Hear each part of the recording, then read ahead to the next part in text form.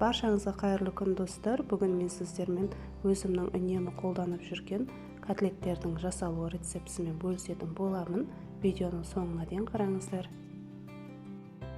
Ең алдымен ыдысымызға нанның осындай ортасындағы жұмсақ бөлігін алып, үстіне сүт құйып, жібітіп қоямыз.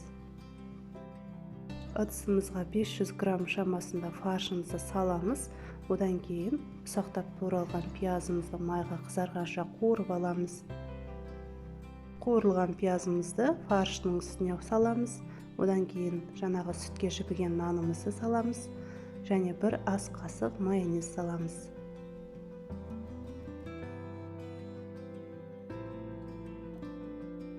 Одан соң дәмін көре отырып, тұз, бұрышты және де паприканы қосамыз. Одан кейін барлығын жақсылап араластырамыз. Содан соң фаршымызды бірнеше қайтара осылай ыдысымызға соғып шығамыз. Сол кезде котлеттеріңіздің арасы тығыз болады және қуырған кезде шашырап кетпейтін болады. Одан кейін қолымызды сулап, осылай фаршымызды дөңгелектеп аламыз.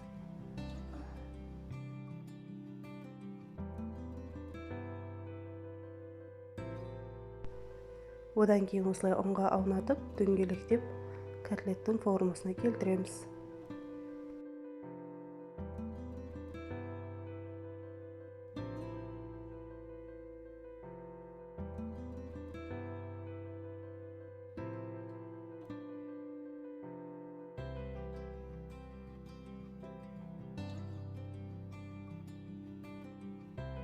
Содан соң қысып тұрған майымызда котлеттерімізді қуырып алатын боламыз.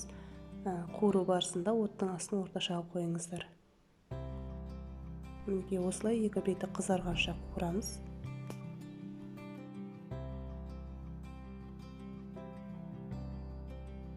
Мінекей достар, біздің котлеттеріміз дайын. Міндетті түрде әзірлеп көріңіздер. Жасалу жолы өте оңай әрі дәмді болып шығады. Және менің каналыма тіркеліп, лайк басып кетуді ұмытпаңыз. Барлықтарыңызға ас болсын.